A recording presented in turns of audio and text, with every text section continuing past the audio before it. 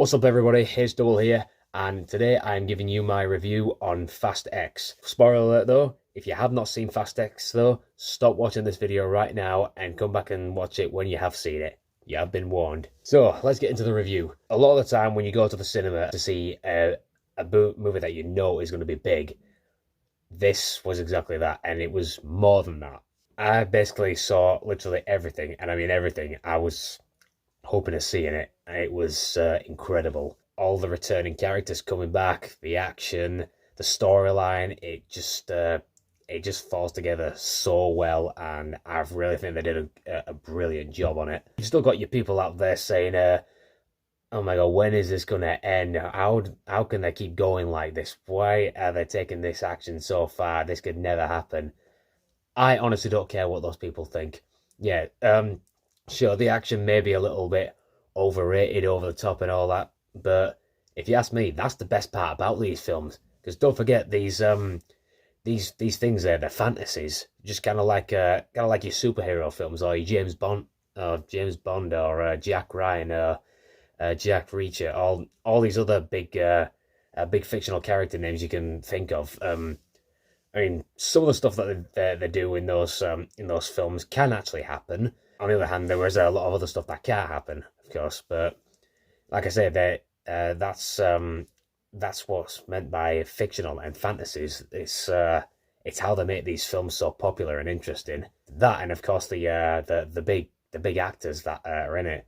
So of course you got Vin Diesel, Jason Statham, Tyrese Gibson, so on and so forth. I'm gonna get into a bit of the story now and break it down. So right at the start, we have a flashback to the events of Fast Five, which is which is where this whole thing actually ties in, which is actually one of my favorite parts, because Fast Five was actually the first Fast and Furious film that I saw in the cinemas. As well, I must have been about I must have only been like 10 or 11 years old back then when it came out. Well, the villain Reyes, well, of course, what we didn't see back then, he had a son, Dante Reyes, who was played by, well, the one and only Jason Momoa, Aquaman, whatever you want to call him. I've got to say this right now, the role that he portrayed in this was just incredible. He portrayed it so well. Of all the villains I've seen in all these franchises, he just has to be one of the best ones I have ever seen, ever. Right, of course, some other big actors out there that probably could have pulled this off, but nowhere near as well as the way he did it. It was just perfectly on point and just awesome. So we do, of course, see a few replays of what we saw in Fast Five, but we also have some footage that, of course, has been added in for this, including Dante Reyes. A few scenes with his father, and of course all the money that was in the safe before he got dragged out of there by Dom and Brian. It basically takes us all the way over to the scene of the Rio Bridge, where Dom spins the safe around and knocks Dante into the water. Of course, it's personally one of my favorite parts in it. Is really good how they go take you back and show how these things first started, and so we basically know what's coming into it. A lot of the times when it comes to stories that take you back to basically, I suppose, family vengeance, it doesn't always play out well. But this one, the writers, they definitely did a really good job on this, because this is probably one of the definitely greatest plots I've ever seen in any big time action film like this. Dom's crew, well, some of them get assigned to this job. Turns out, the ones behind the agency, of course, we don't actually see Mr. Nobody, because apparently he's gone into hiding. We do, however, see Brie Larson, who was playing Mr. Nobody's daughter, and of course we've also got a little nobody played by Scott Eastwood, who's returned at long last, and because we didn't actually see him in Fast 9 for some reason. Don't know why that was, but anyway, he's back now, and only for a little bit, for that matter. Turns out he knew nothing about this thing. It was all a setup. It was all set up by this Dante. So it's to do with some sort of a nuke really. Uh, Takes it down to Rome, and obviously they need to put it somewhere where it's not going to cause too much damage. When it comes to nuclear explosions, you can't exactly expect it to be less damage than anticipated. It's still destroyed a hell of a lot of shit over there. We're closest to the scene. It puts them the world's most wanted. Yeah, that's how it pans out. So yeah, one thing from another, it just keeps bouncing back and forth, but it's really good how it pans out. I just love how it's going. I'm gonna go back a little bit now. It actually goes back into the present after the flashback. Well, 1327 in LA, where Dom, Letty, and of course little B is staying. Little Brian, Dom's son. A little driving lesson. This is pretty cool. Family brunch, I guess you could call it. And Dom's mother comes into it, which is basically the first time we've actually seen that character. So in the evening, they get let's just say an uninvited guest at the door. Charlize Theron is back as Cypher, obviously, because we even saw her in the trailers. Obviously, she's got some explaining to do to see what actually happened. She seems to be in some sort of a penthouse, and out of nowhere, this is where Jason Momoa comes in, and Dante, holding two of her guys, and all of a sudden, before they can do anything to him, he ends up having dirt on all the other guys. Not necessarily dirt, but he finds out basically everything, and I mean everything about them, and basically kidnaps a lot of their loved ones. So they obviously have no choice but to do what he says, and they all turn their guns on her. He just comes to steal something from her, and he succeeds. Cypher thought she could just show up at Dom's door and say, "The enemy of my enemy is you." Well, that's what she said, but I think she was referring to the term "the enemy of my enemy is my friend." Obviously, that was not going to happen. She she killed the mother of Dom's son. There's no way. She was just gonna call a truce after something like. Well, he was gonna call a truce after something like that. She ends up getting sent off to a black site, which is understandable. That being said, though, the same thing happens to Letty when she's caught by the Italian police in Rome. They end up both being in the exact same black site. That's where we see this whole sequence of them kicking each other's asses from the trailer. For those of you who caught up with them, we've also got some men that ambushed a house in LA where Mia is looking after little B, and then out of nowhere we have a surprise return. John Cena back as Jacob. I can't remember where Mia goes but Jacob basically takes Brian with him so he can keep him safe. So obviously they need to keep moving a bit. Eventually, it comes to a point where they're on a plane, and this is one thing I wasn't expecting. Even they actually mentioned it on social media, but I wasn't sure when it was going to happen. So Meadow Walker, the daughter of the late Paul Walker, made a cameo as an air stewardess on the plane that Jacob and little B were on. It turns out she was actually in the loop of what was going on. There were some guys, of course, on that plane that were after them too, because obviously they must have followed them somehow. Of course, Jacob kicks their ass and shows them in a locker when they're basically knocked out. Well, the air stewardess follows in and just closes and seals the door for them. So she must have been paid off as part of it. That's what I reckon anyway. Before I go any further, I know I've got that one.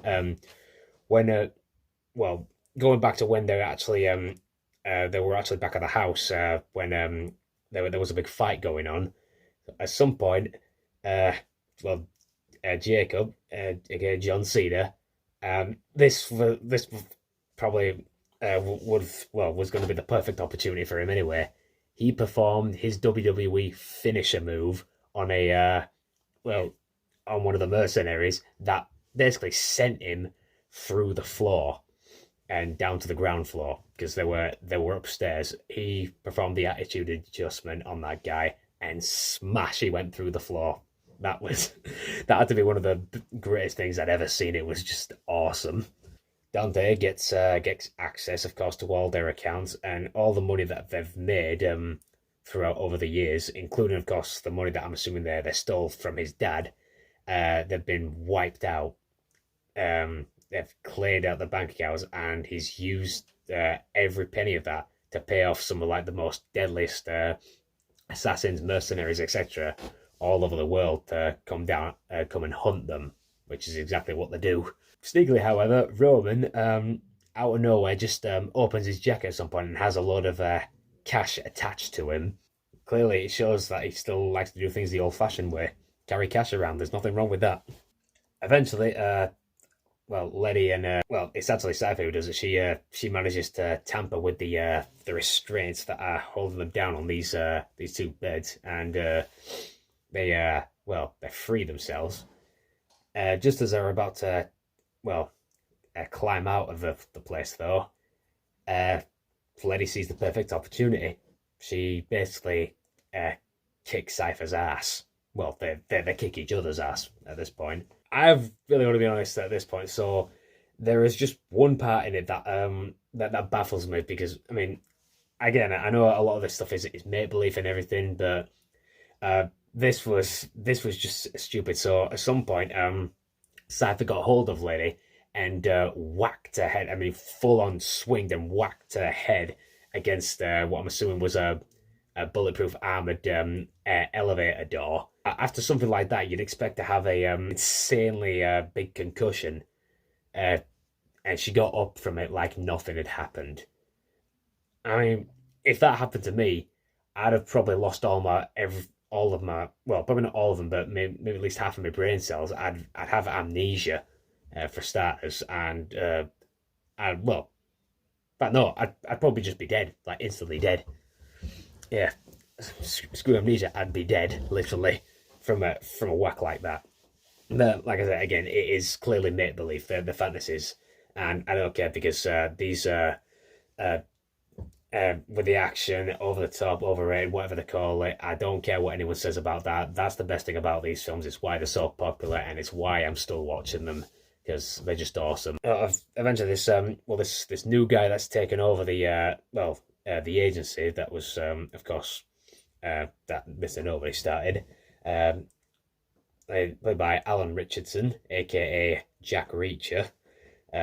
I think it's awesome that they added into the franchise. I haven't actually, saying that though, I haven't actually started watching Jack Reacher yet, but a lot of people are recommending that I should, so I am going to start getting into that at some point because I think it does look really cool.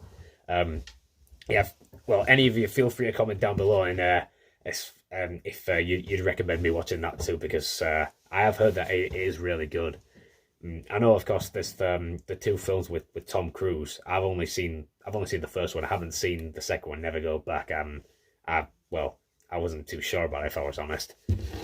But that doesn't matter anyway. So yeah, this new guy Ames, he goes by. He's obviously he's set to track down Dom and his crew and basically bring him in and everything.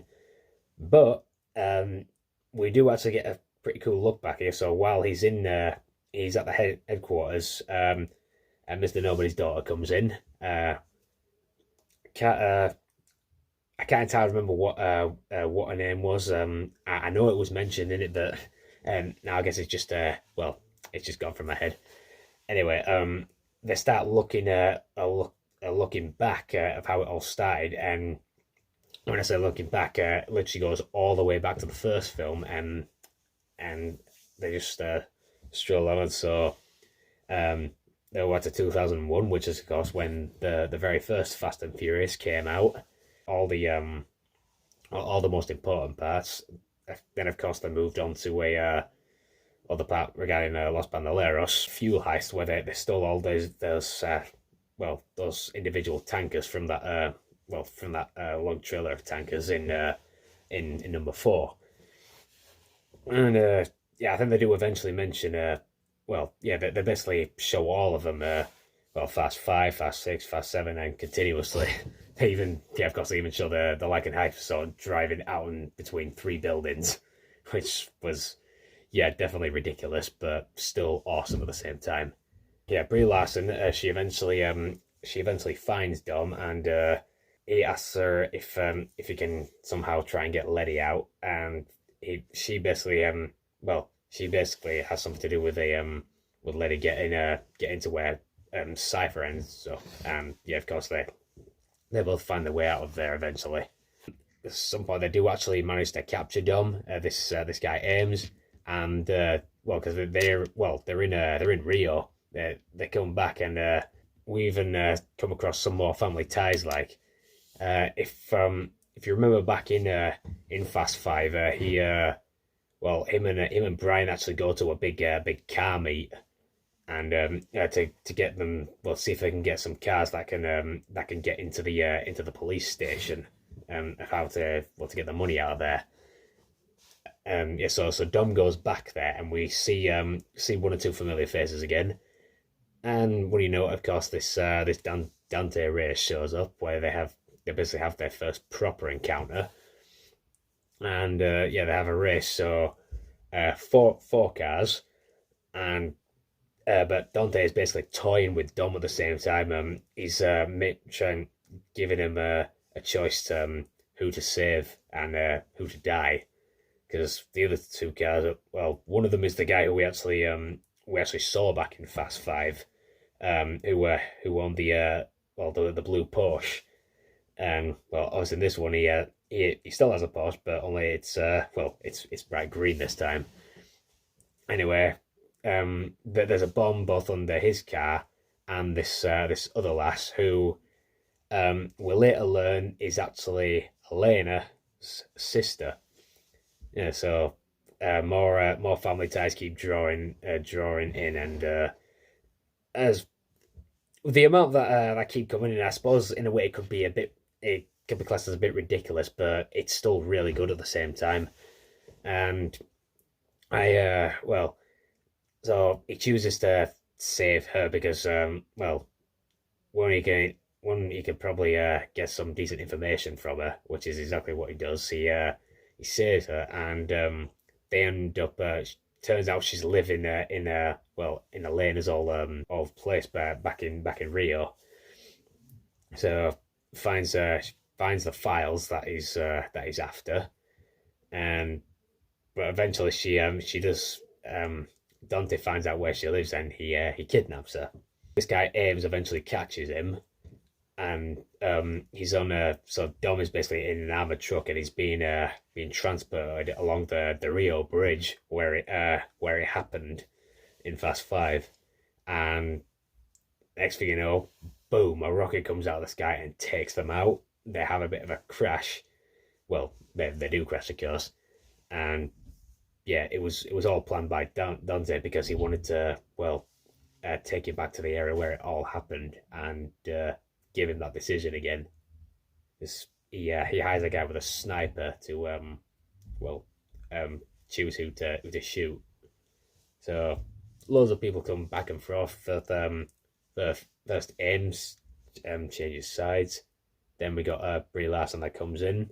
Dante actually has, of course, pulls Elena's sister out of the car, and yeah, they start getting picked off one by one. First, it's Brie Larson, then it's Alan Richardson, and they're not exactly dead; they're just wounded.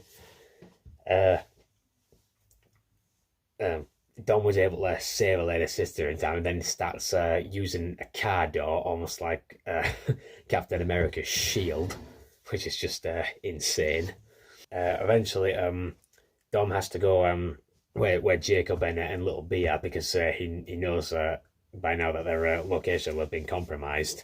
It turns out that Jacob's built this car with giant rocket launchers on the side. The banner keeps going on, and it's just brilliant. I think it's really funny.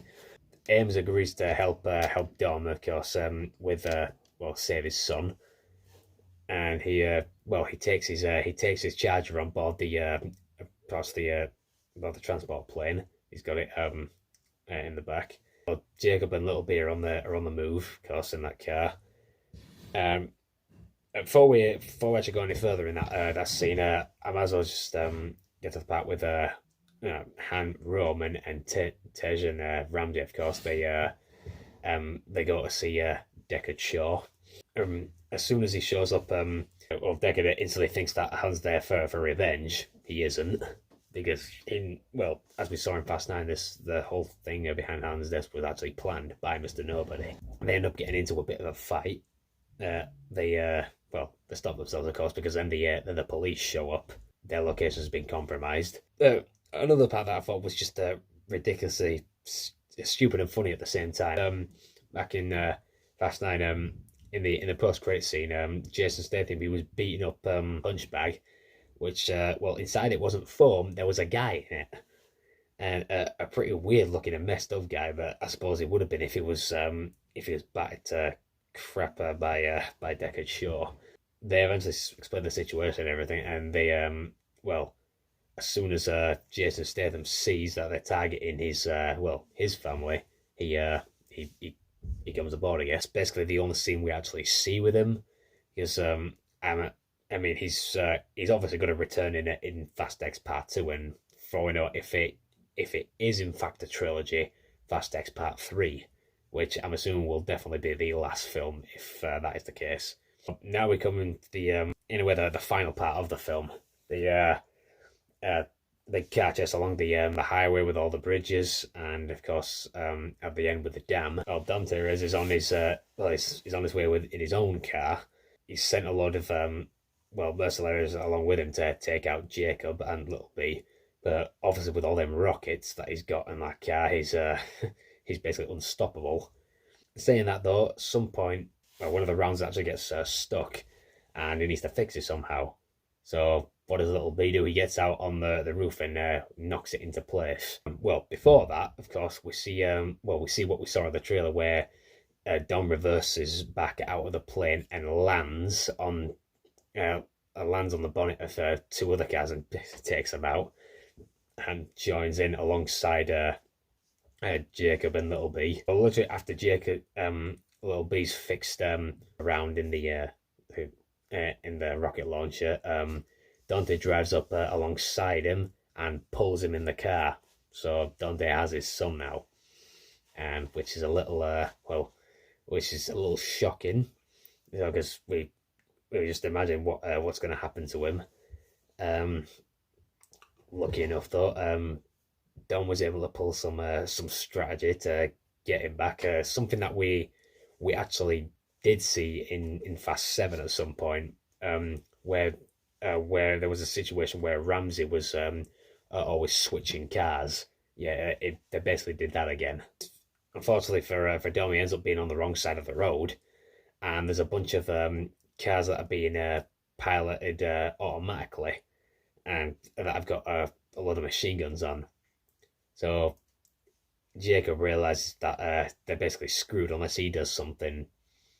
And so what he does is, to be honest, the way I was seeing, I kind of anticipated it. And yeah, when I guess we were expecting, he drives across to the other side. He basically flies across to the other side, and he basically sacrifices himself. He blows himself up and taking out all the other cars. Saying that though, because what actually comes in a little bit later, actually has me thinking at the same time: is he actually dead? Because there is we have seen a number of characters come back from the dead, and so obviously we saw Han come back in Fast 9, but let me tell you something. So what I'm going to tell you in a minute is probably going to have you thinking on that question as well. Eventually, we get to the scene at the dam.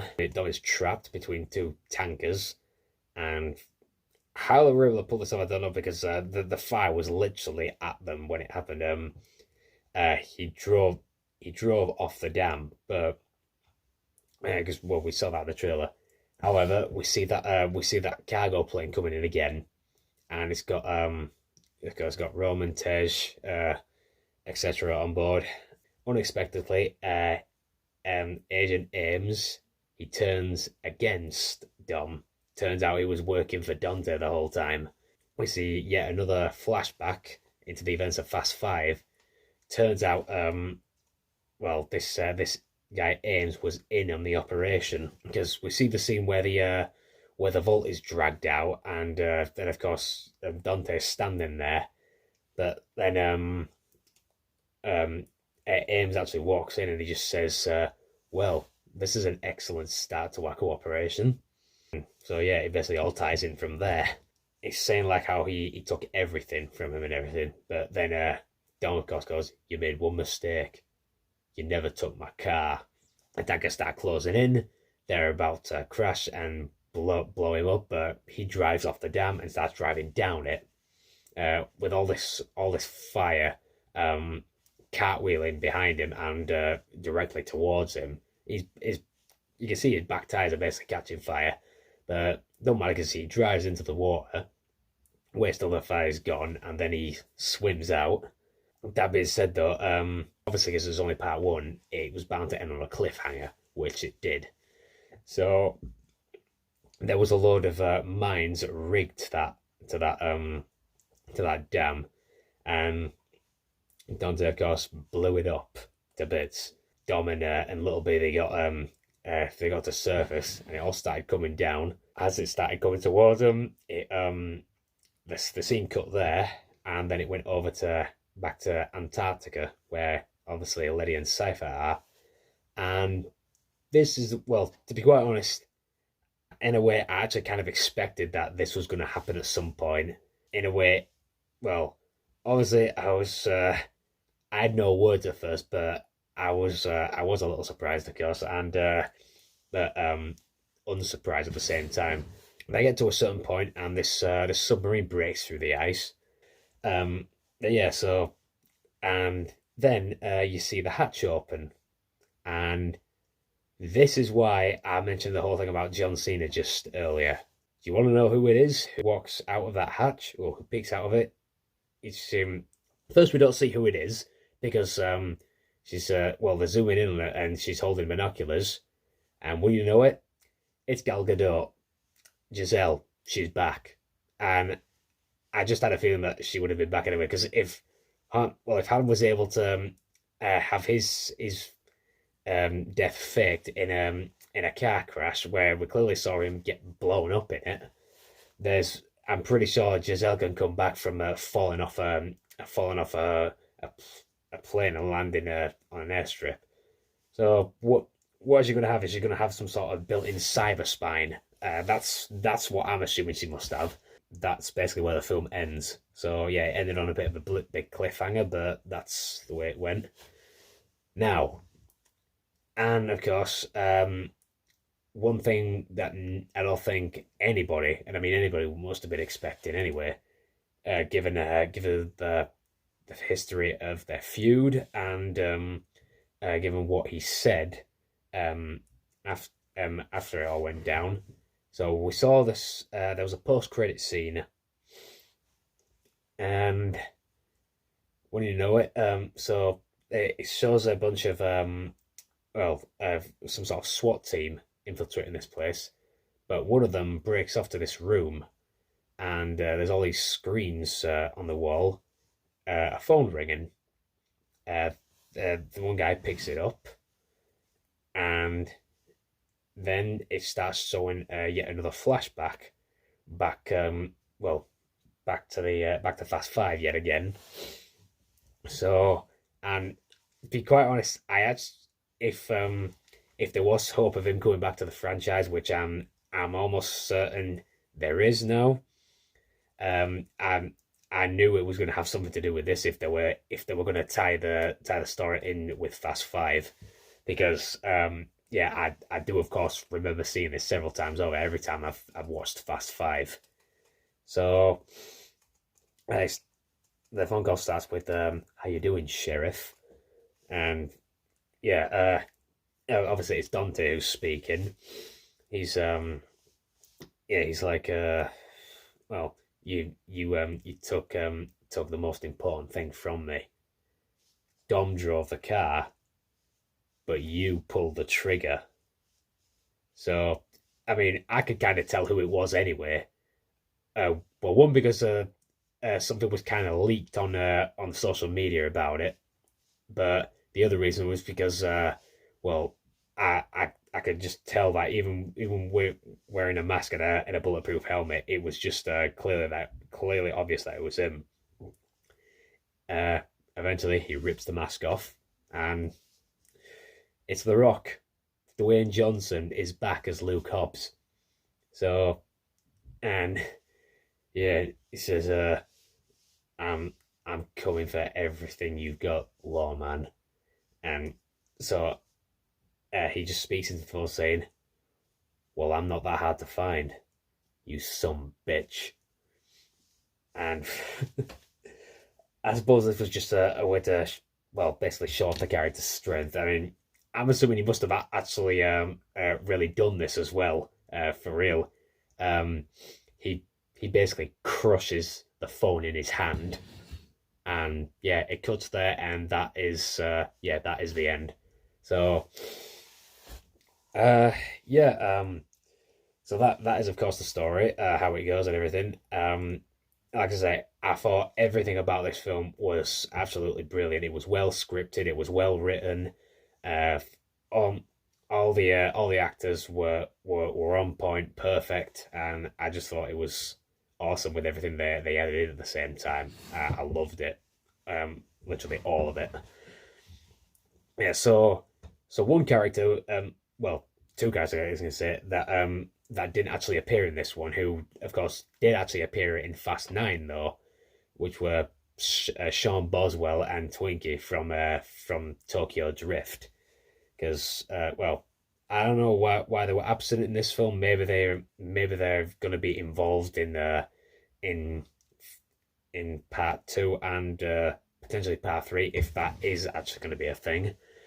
But yeah, so obviously there's still a lot of unexplained questions that people are asking, and yeah, I understand because well, um, I think I myself have been asking some of them questions as well. Yeah, I'm literally asking them right now. But yeah, this film was definitely, well, no, was so worth the watch. Yeah, it was just incredible in every way possible. Um, I just because I know that yeah, there's a long history involving the feud between Vin Diesel and Dwayne Johnson. I reckon, of course, because I mean, well, a few people have mentioned it on social media anyway. I reckon that it's come back because it's probably the best move for career, given how given the recent failure with Black Adam. Yeah, so because of how badly it was reviewed and it how it failed the box office. It's well, it doesn't look like Dwayne Johnson will be making any future appearances as Black Adam in the DC universe, and well, neither will Henry Cavill, of course, because he's no longer Superman. Well, I know this is in a way completely unrelated to Fast and Furious, like, but I just want to say this now. I think James Gunn is an asshole, a big asshole, because he's.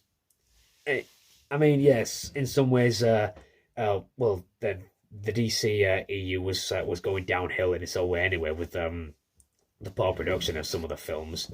But I mean, come on, well, if you ask me, I think well, this is just my personal opinion. People may have other opinions, but Henry Cavill, I thought he was perfect as Superman, and he was just brilliant. And I guess he even well, yeah, he even stopped doing The Witcher because there was supposed to be future projects with him as Superman. That's why he made his return surprise cameo appearance at the end of Black Adam, but that got cancelled in the end.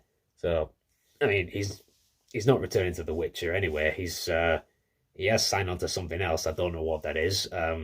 There's rumors it's something to do with this a film or a series or something to do with Call of Duty of all things. But again, all this stuff is unrelated, so that doesn't really matter.